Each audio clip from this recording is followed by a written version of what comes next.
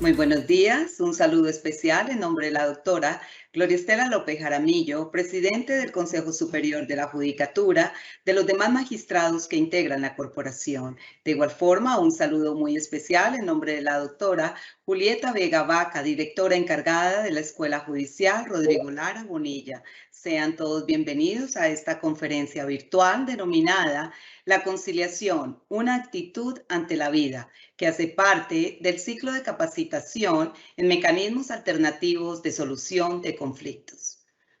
Entrando a profundizar en la conciliación como uno de los más importantes mecanismos alternativos de solución de conflictos, que desde su consagración en el artículo 116 de la Constitución Política otorga a los particulares, aunque de manera transitoria, la posibilidad de administrar justicia, lo que indica que las decisiones que se adoptan en la conciliación o el acuerdo al que se llegue en el curso de una conciliación tienen los mismos efectos de una sentencia, sin recurso de apelación alguno, haciendo tránsito a cosa juzgada y con la cualidad de prestar mérito ejecutivo. La conferencia de hoy tiene como propósito abordar el tema de conciliación en el diario vivir como mecanismo que permite ante una sociedad cada vez más conflictiva, diversa, heterogénea y compleja las soluciones a sus dificultades, las cuales deben ser más ingeniosas y audaces. El estado actual de las cosas exigen este tipo de mecanismos que vengan a rescatar la civilidad y la democracia participativa de todos los involucrados.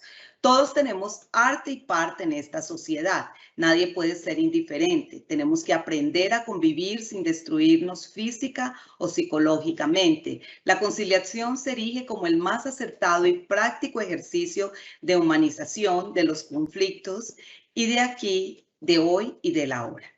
En esta oportunidad tenemos el gusto de contar de nuevo con el doctor José Alejandro Gómez Orozco, abogado, especialista en Derecho Médico, Penal y Criminología. Ha sido juez promiscuo del circuito, promiscuo municipal, penal municipal y civil del circuito. Actualmente se desempeña como juez primero civil del circuito de Medellín. Tan pronto doctor José Alejandro Gómez, es un gusto tenerlo de nuevo con nosotros. Bienvenido, tiene el uso de la palabra. Muchas gracias. Qué alegría volver a compartir con ustedes este encuentro académico. Gracias, doctora Mónica Cuellar, a la doctora Claudia Julieta Vega Vaca, directora encargada de la Escuela Judicial. Les transmito desde Medellín un saludo igualmente extensivo a la doctora Gloria Estela López Jaramillo, presidente del Consejo Superior de la Judicatura, a todos y cada uno de los servidores judiciales y las demás personas que se han conectado a esta videoconferencia que he venido a llamar la conciliación, una actitud ante la vida que espero les sea útil en su contenido. A continuación, entonces, desarrollaremos el tema introduciendo y manifestando en primer término y en primer lugar que la base de la justicia es la buena fe. Esas palabras de Cicerón nos sirven para enmarcar igualmente que precisamente es esa buena fe la base también de una conciliación posible en nuestra sociedad. Dice el doctor Rodrigo Uprimi, reconocido investigador del derecho colombiano, que un diagnóstico del aparato judicial nuestro no es fácil, pues la justicia en nuestro país combina rasgos muy paradójicos. Así, sin lugar a dudas, Colombia tiene una crisis judicial profunda que no permite que el aparato judicial satisfaga todas las demandas de la población. Esto hace que la conciliación aparezca como una alternativa seria y urgente en el escenario de nuestro país. Pero me cabe preguntarme, ¿está preparada nuestra sociedad para entenderla, acogerla, hacerla propia como una real alternativa en la solución de sus conflictos sociales? ¿Está dentro del inconsciente colectivo nuestro buscar y acudir a la conciliación como una forma de vida en comunidad? Estas tal vez son las preguntas que quiero dar un acercamiento, no una respuesta completa, pero sí un acercamiento a esto. En un escrito de la estudiosa en temas de conciliación, Adriana Patricia Arboleda López, abogada, magíster y experta en conciliación, una mirada para la solución de los conflictos, sobre todo en materia de familia, que ella aborda de manera muy especial, expresó las siguientes ideas que creo que merece que las manifieste por su contundencia sobre este tema.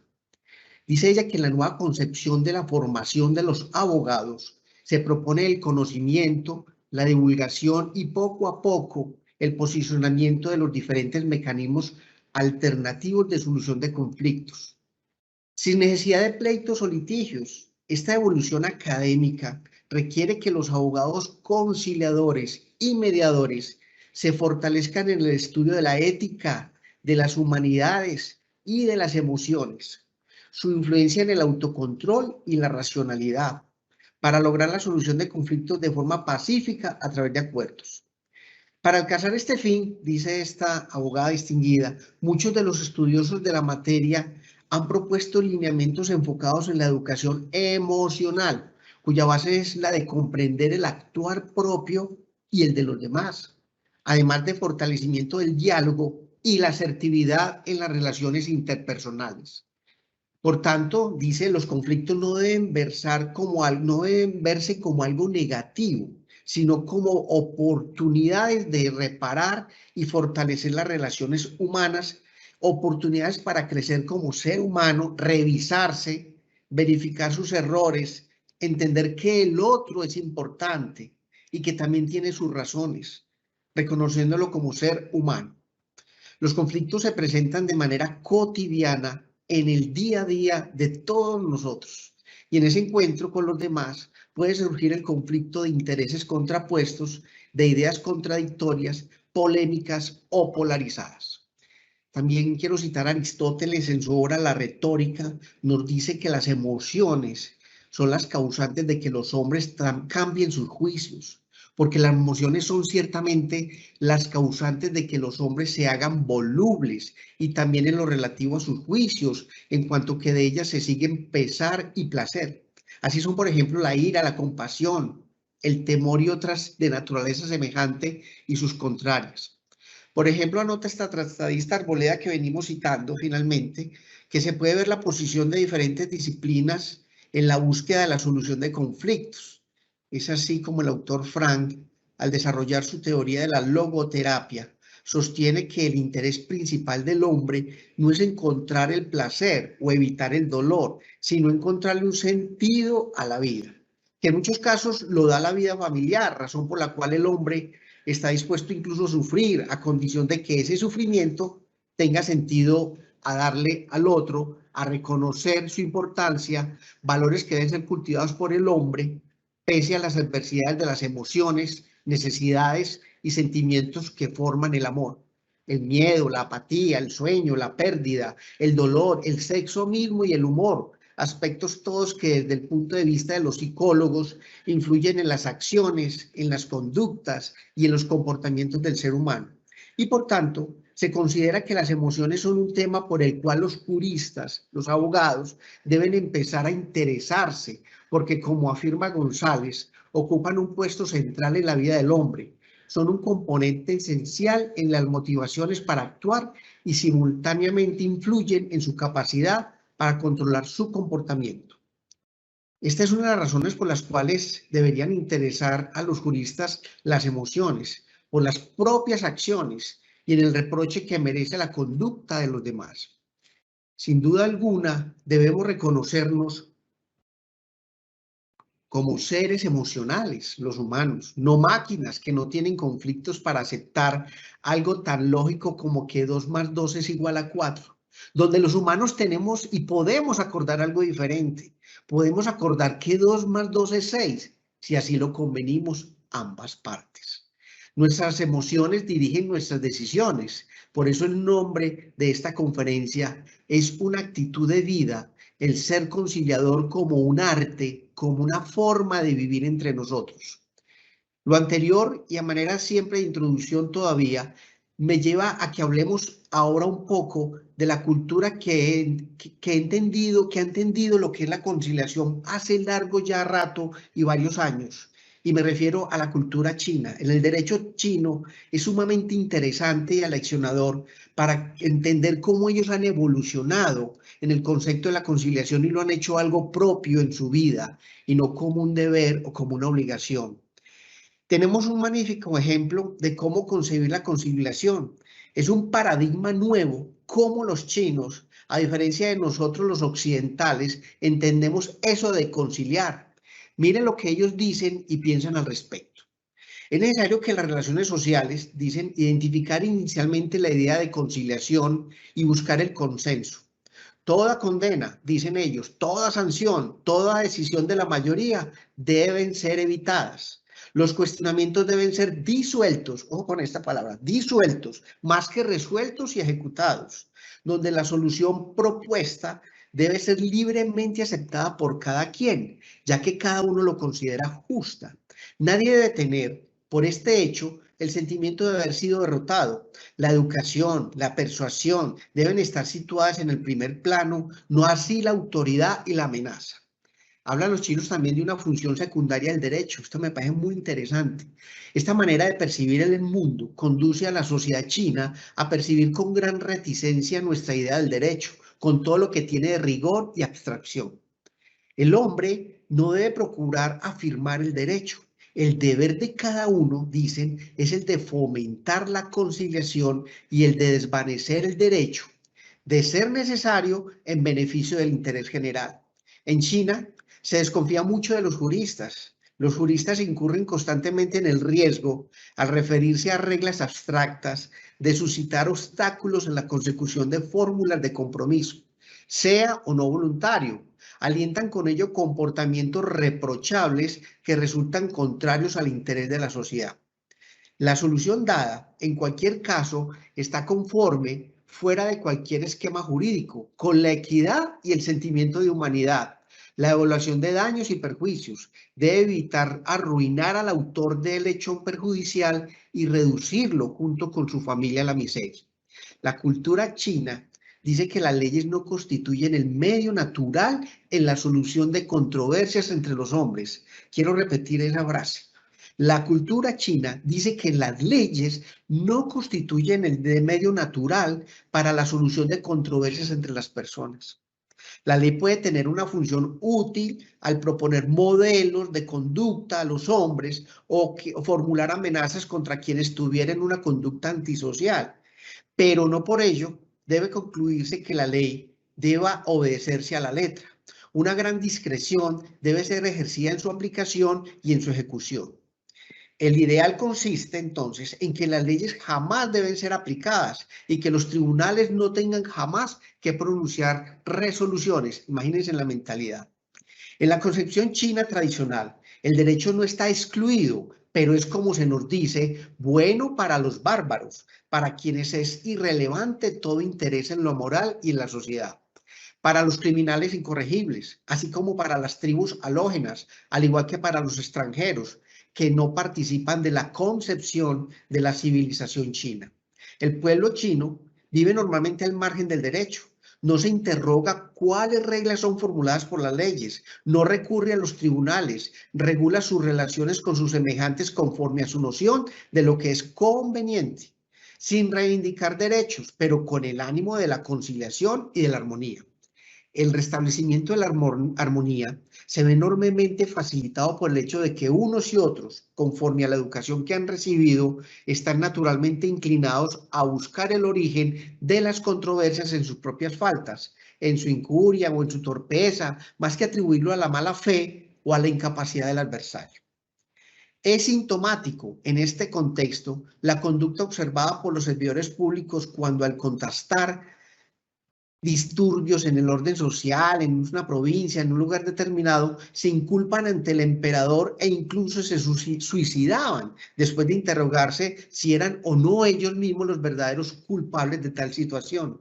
En tal contexto, donde cada uno está presto a reconocer sus propias faltas, es relativamente sencillo conducir a la gente a hacerse concesiones y a aceptar la intervención de un mediador, donde el temor de la opinión pública le confiere adicionalmente a esta aceptación un carácter de fuerza obligatoria. Ahí tenemos una concepción de lo que es conciliar. Como observaron, no conciliar para los chinos es un acto barbárico propio de personas sin educación. Y aquí nos creemos muy civilizados en el occidente cuando abandonamos la conciliación para ir a demandar y no conciliar o utilizar la conciliación como un mero requisito de ley de procedibilidad. Los colombianos, por el contrario, como dice Julián Arévalo, decano de la Facultad de Economía del Externado y autor de la obra Negociación y Cooperación, estamos acostumbrados a anular la posición del otro, lo que nos impide desarrollar capacidades como la conciliación. Dice este tratadista que los colombianos creemos que la cooperación solo se hace con iguales y no con el que tenemos diferencias o conflictos, donde aún pensamos que negociar, que es lo que se hace en una conciliación, es un combate en el que deben haber un ganador y un perdedor. Y no es así. Deben beneficiarse ambas partes y además esto me parece importante y novedoso decirlo, pueden honrar la dignidad de las personas. En Colombia se habla de conciliación desde la Ley 13 de 1825, la cual promulgaba que ningún proceso contencioso civil, solamente en el campo civil para iniciar, se tramitaba sin que previamente se haya intentado el medio de conciliación ante uno de los alcaldes municipales o parroquiales. Comienzo pues en el campo civil para luego extenderme a las demás ramas del derecho. Lo anterior es una invitación para adoptar posiciones crítico-reflexivas sobre este tema antes que de puro derecho, posiciones muy humanas y por eso el título de que antes que nada la conciliación es una actitud de vida. Para continuar con este tema, debemos decir entonces que la justicia alternativa y la justicia formal, este paralelo que debe haber entre ambas, la conciliación junto con los demás mecanismos alternativos de solución de conflictos, comparten esa singular característica de la justicia alternativa, que frente a la justicia formal tienen las siguientes diferencias notables, entendibles todas con su mera enunciación, para darse cuenta de las obvias diferencias que ambas clases de justicia tienen, como es la de promover el valor humano normativo, la justicia alternativa, donde reconoce las partes, es sumamente económico, no rígido en su procedimiento, mantiene una libertad y una creatividad en las partes, es participativo, si no es participativo sería impositivo y en ese sentido sería todo lo contrario, soluciona conflictos dispositivos que sean susceptibles de conciliación, si acude a un particular o un tercero que medie en tal forma. A diferencia de la justicia formal, que por sí mismo lo dice, promueve la aplicación,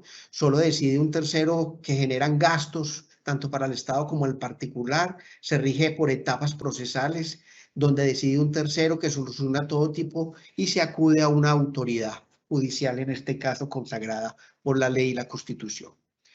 Continuando entonces con estos temas, pretendemos ahora desarrollar las siguientes. Primero, vamos a hablar de los mecanismos alternativos de solución de conflictos MACS. Haremos una presentación personal general porque son ya bien suficientemente conocidos, pero es bueno repasarlos. Un segundo punto será la conciliación dentro de los mecanismos alternativos de solución de conflictos, equidad y derecho. Un tercero será las técnicas y prácticas de la conciliación, que me parece útil siempre recordarlas y mejorarlas. Un cuarto punto, cómo debe ser redactada una conciliación para que genere derechos y obligaciones entre las partes que concilian, un asunto muy importante, sobre todo en los conciliadores en equidad, jueces de paz. Y quinto, los secretos para la búsqueda de una óptima conciliación basado en las experiencias. Pasamos así, entonces, a este primer punto de los mecanismos alternativos de solución de los conflictos. Sobre las diferencias y similitudes de la conciliación tiene con otros mecanismos alternativos de solución, podemos decir lo siguiente. Sobre la transacción, es un contrato en que las partes terminan extrajudicialmente un litigio pendiente y precaven un litigio eventual. Ello está consagrado pues en el artículo 2469 del Código Civil, que a diferencia de la conciliación se trata de un mecanismo autocompositivo, como quiera que las partes ponen fin al litigio sin la intervención de tercero alguno.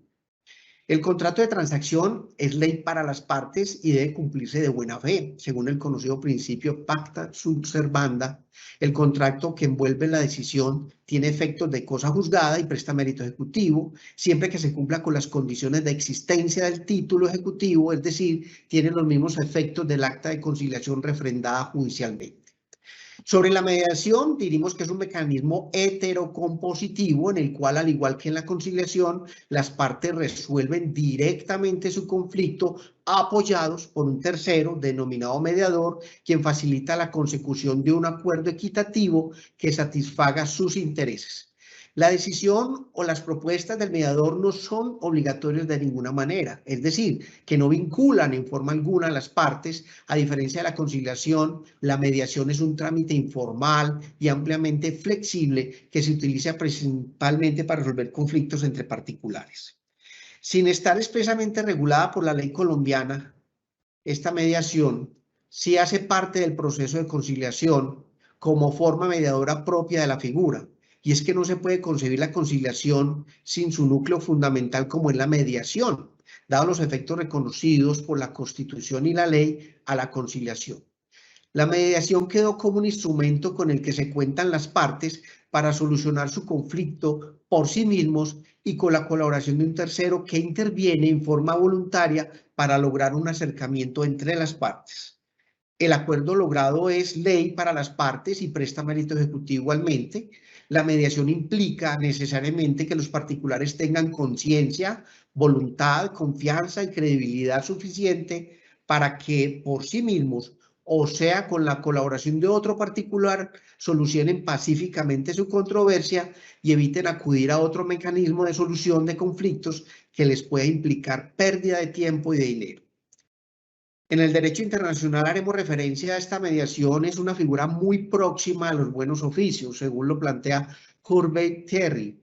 Entre las dos existe una diferencia de grado, ya que los mediadores están habilitados para proponer fórmulas de arreglo que no revisten carácter obligatorio para las partes, mientras que quienes ofrecen los buenos oficios apenas se limitan a provocar un acercamiento entre las partes en conflictos. La mediación ha sido un mecanismo utilizado para resolver conflictos en todas las épocas y regiones del mundo.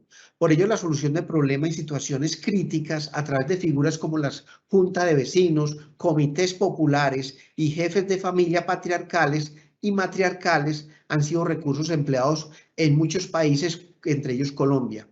En efecto, la figura de la mediación data desde la Ley 13 misma de mayo de 1834, cuando se crearon por vez primera los llamados jueces de paz, personas que sin pertenecer a la rama judicial actuaban como mediadores para resolver todo tipo de litigios. Como nota distintiva entre estas podemos decir que la decisión que toma el juez hace tránsito a cosa juzgada y se llama sentencia, en tanto que la decisión que toman las partes en la colaboración de un mediador produce los efectos de un contrato. Esta diferencia es fundamental. Como bibliografía práctica sobre la mediación, recomiendo la lectura de la capacitación a funcionarios y formación de ciudadanos de Bogotá como mediadores comunitarios para el Distrito Capital en su módulo 6, los mecanismos alternativos de solución de conflictos y el mediador comunitario.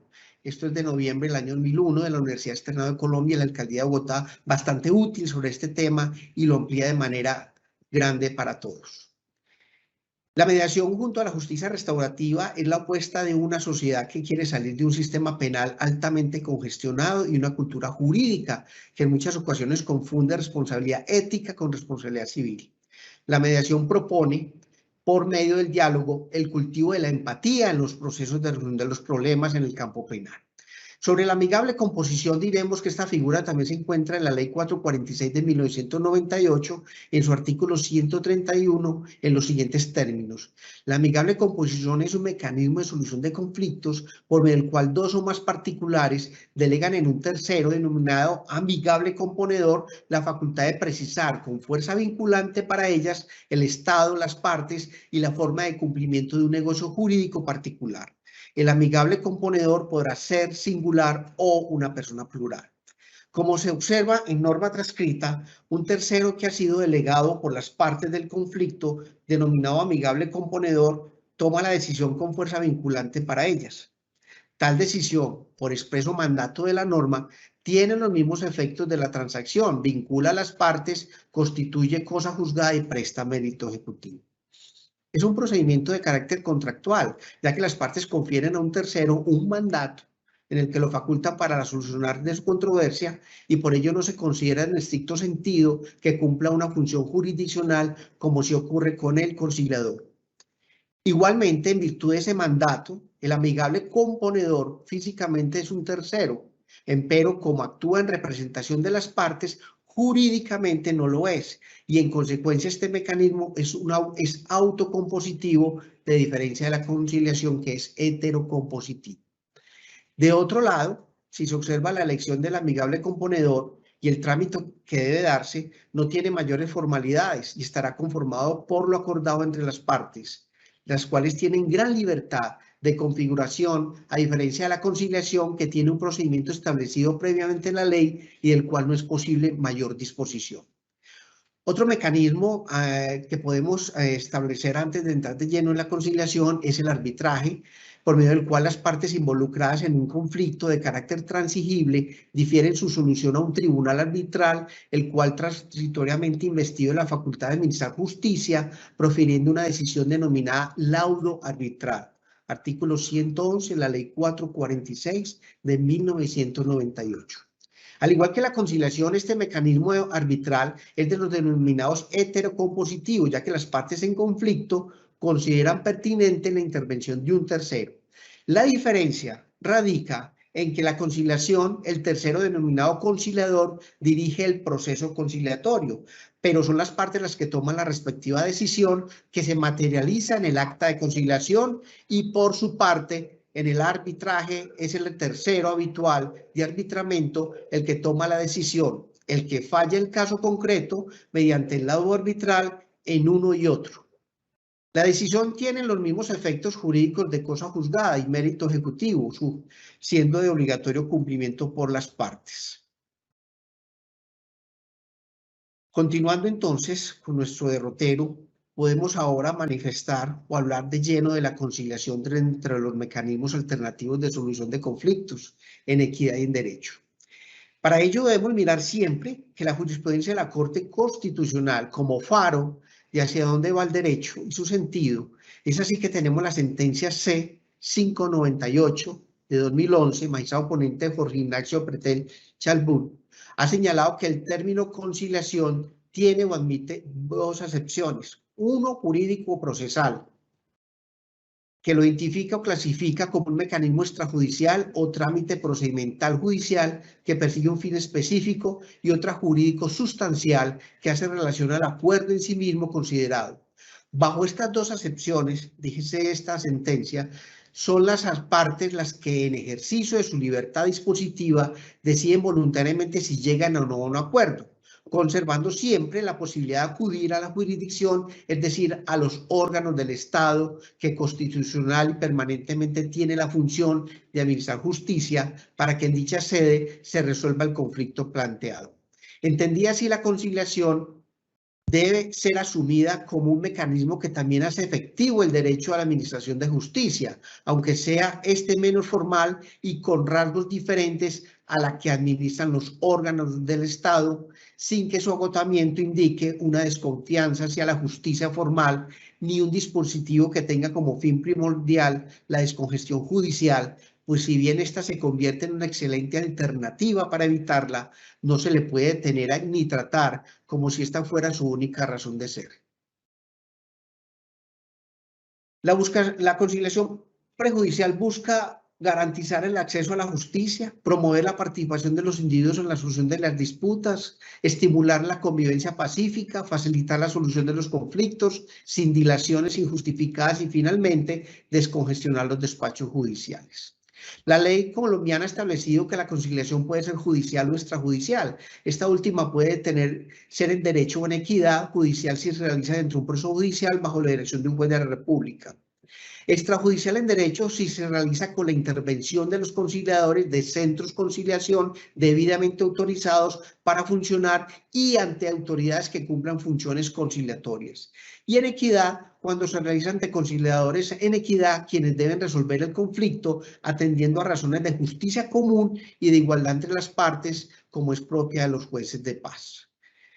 También la conciliación es un acto jurisdiccional, debido a que los acuerdos a los que se llegan a través de esta figura gozan de plena validez y eficacia ante el ordenamiento jurídico. Por ello, realizada la conciliación, los temas objeto de acuerdo no son susceptibles de ser conocidos de nuevo en un proceso judicial o por otro medio alternativo de resolución de conflicto. Como marco constitucional y jurídico de la Constitución, la jurisprudencia y los conceptos se han desarrollado de manera general para esta. Debemos indicar que pese a haber sido utilizada en Colombia desde el año 1825, la conciliación adquiere identidad a partir de la Ley 23 de 1991 y el artículo 116, inciso cuarto de la Constitución, en él se establece que los particulares podrán administrar justicia transitoriamente. Y como fundamentos legales, las leyes más importantes que desarrollan la conciliación como medio alternativo, solamente en el campo civil, pues cada campo del derecho tiene también su desarrollo normativo al respecto y muy amplio. Resaltamos la Ley 23 de 1991, la Ley 270 de 1996 en sus artículos 8 y 13.3, la Ley 446 de 1998 y la importantísima Ley 640 de 2001 y en especial el artículo 2 mediante el cual los centros de conciliación de universidades y demás entidades pueden operar como tales. Como fundamentos jurisprudenciales también tenemos abundante jurisprudencia, la sentencia C-160 de 1998, C-893 de 2001, el concepto 4416 de 2003. Tenemos también, para su formación en conciliador en equidad, debe tener presente los siguientes criterios a la hora de conocer: que no viole la ley, el orden público y las buenas costumbres, que las partes tengan capacidad para actuar y que las partes puedan disponer de sus bienes y derechos y que el asunto no esté prohibido por la ley. Continuando con el derrotero entonces que venimos desarrollando en esta exposición, tenemos ahora las técnicas y prácticas de la conciliación.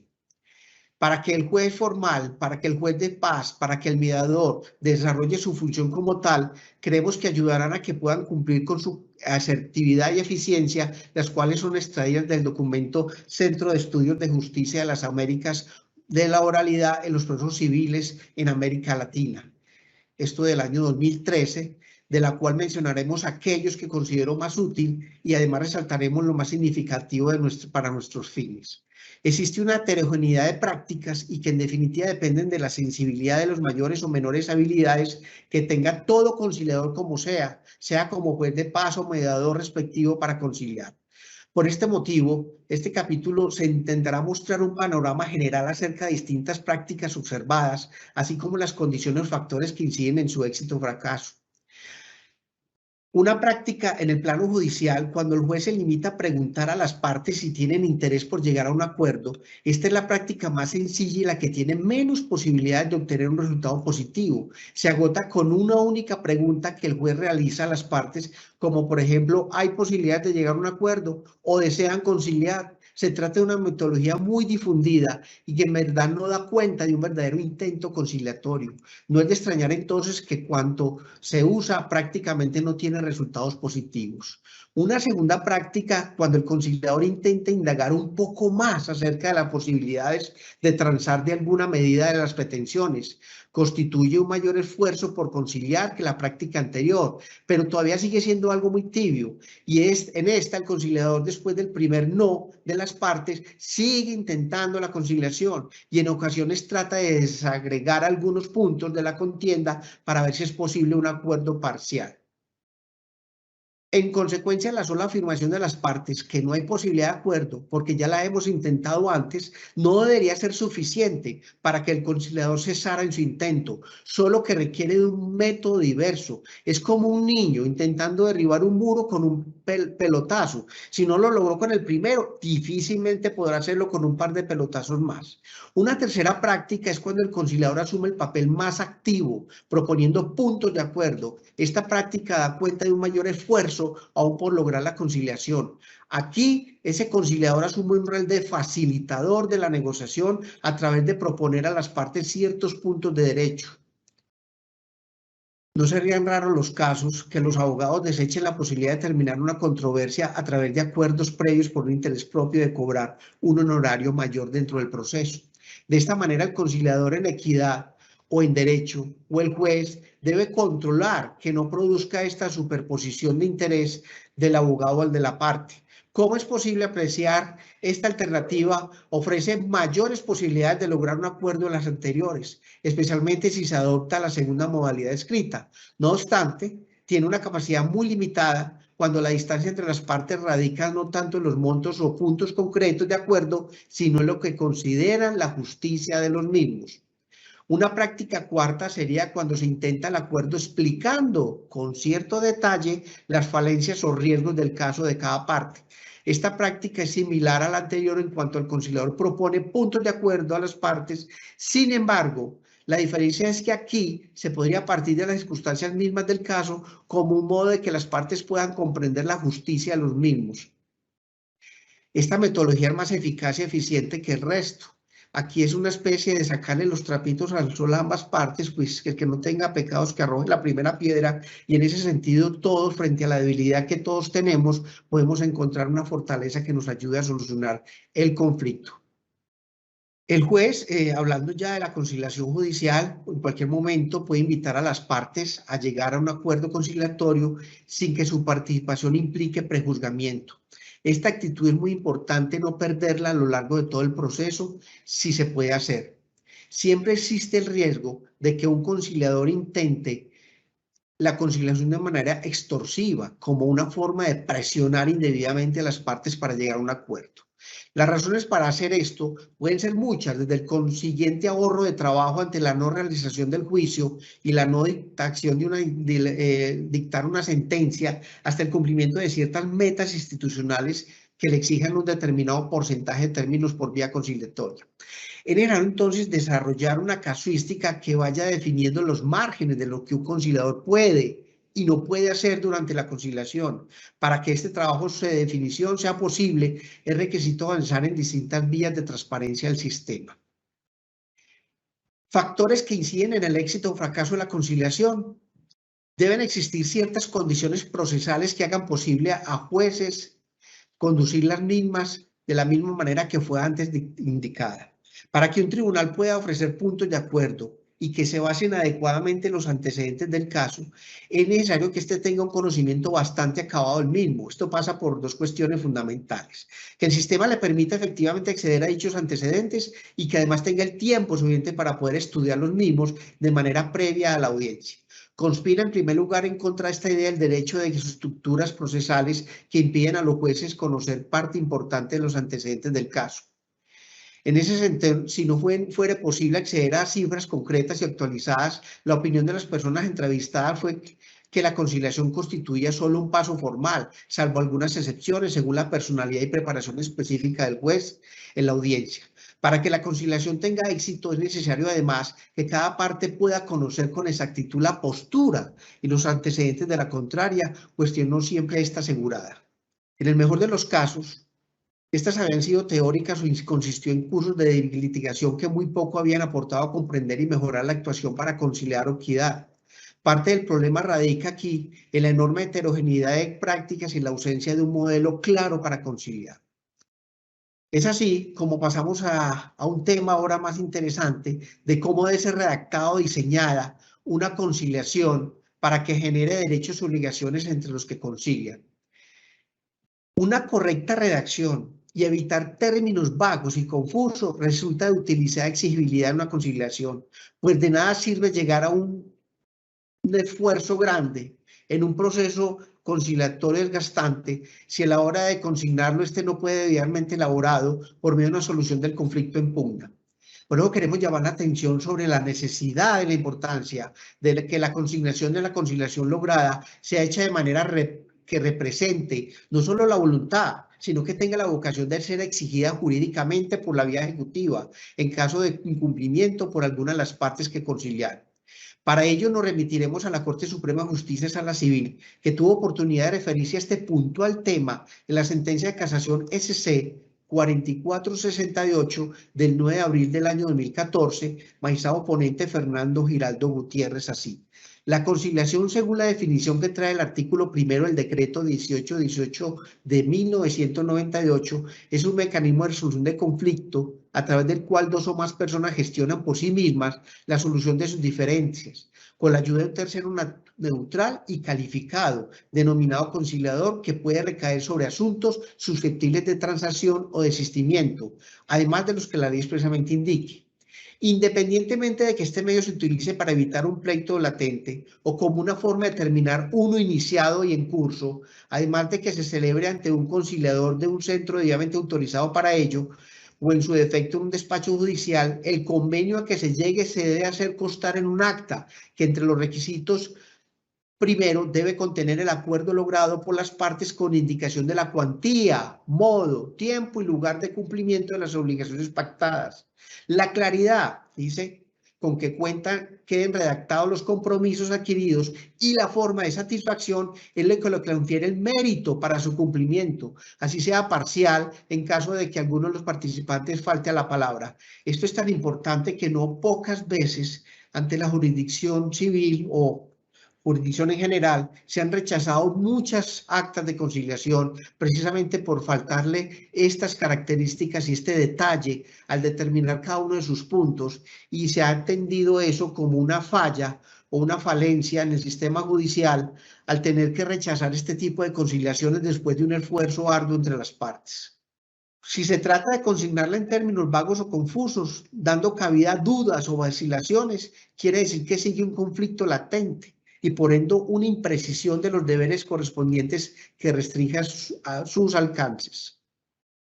Los términos en que se redacte el acta, afirme o consigne que soluciona una diferencia, queda sometida a cuantificación posterior a la discusión a situaciones relevantes para su cumplimiento, que impide que se perfeccionen las reclamaciones recíprocas.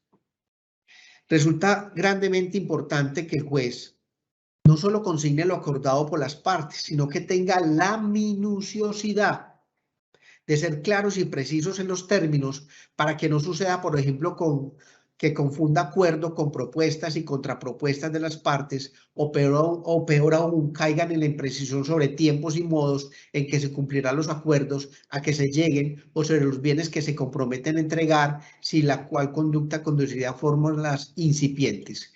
Si las partes no logran un acuerdo conciliatorio, ya sea total o parcial, el conciliador debe realizar un acta de conciliación que no debe contener remisiones a otros documentos. El acta es una sola y no tiene anexos que hagan parte integral de la misma. Qué importante esta observación para el momento de realizar esta acta. Sobre los efectos de la conciliación, debidamente registrado presta mérito ejecutivo, como ya lo hemos dicho, respecto de los derechos y obligaciones que se observan y el acuerdo conciliatorio, se hace tránsito a causa juzgada, también puede interrumpir los términos de caducidad y de prescripción.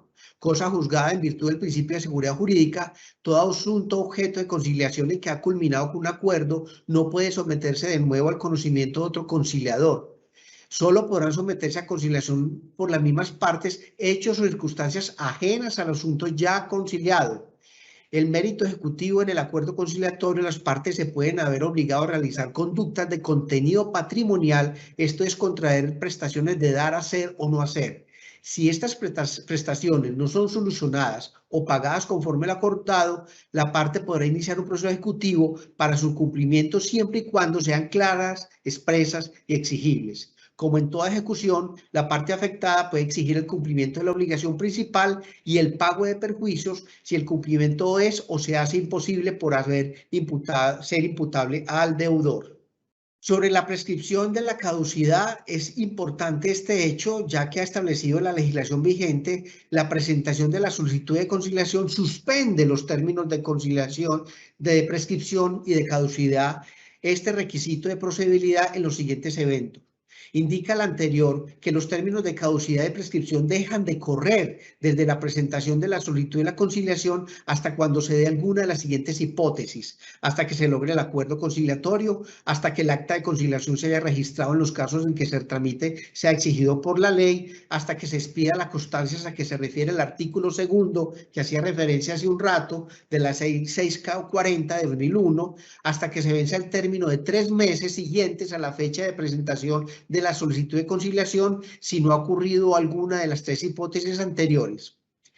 Continuando entonces con el tema ahora de secretos para la búsqueda de una óptima conciliación, experiencia, y en referencia a las emociones, estas son generadores de conductas humanas, y retomando la conciliación como actitud de vida que no podemos desligar de los sentimientos y de las cualidades que rigen al ser humano y su condición, abordar e interpretar el comportamiento de las personas y la interacción con los demás al solucionar sus conflictos constituye una situación compleja que involucra muchas disciplinas, unidas intrínsecamente por relaciones de correspondencia. Entre ellas se ven involucradas la filosofía, la sociología, la antropología, la psicología, el derecho mismo y la comunicación, entre muchas otras. En cuanto al derecho tradicional, este se limita al estudio de las conductas humanas que tienen incidencia en la transgresión normativa. Esa es una crítica que habíamos hecho ya al inicio de la introducción de este tema, de que el derecho no va más allá de mirar esa transgresión normativa y no contempla todas esas emociones que rodean y que son parte del ser humano. Debido a su formación exegética, el derecho, su positivismo, reducida al acatamiento de la ley, deja de lado el estudio y el conocimiento de las emociones presentes en todos los conflictos sociojurídicos y en particular del conflicto familiar. Como un primer secreto, fruto de la experiencia de esta búsqueda de conciliación, diremos rápidamente: el que debe estar primero motivado y con actitud para la conciliación es el propio conciliador, el propio mediador o el propio juez. Por ello debe procurar que para ese día debe tener el ánimo y el espíritu dispuesto, que si tiene dificultades personales como todos o viene a tener un día difícil, deberá tener en cuenta la fuerza interior suficiente para sobreponerse y mostrar su mejor cara. Esto es fundamental si de parte del juez como director del proceso y donde además actúa como conciliador, ven en él un inspirador al diálogo, donde deben ver convencido al juez de las bondades de la conciliación como la mejor justicia para todos. Segundo, se recomienda al juez hacer un breve pero directo y motivadora introducción a la conciliación y a las partes. Tercero, la conciliación solo se logra si las partes tienen principio, llámense éticos, religiosos o morales, pues entre personas que no poseen principios, cualquier razón de conciliación está abandonada por hecho.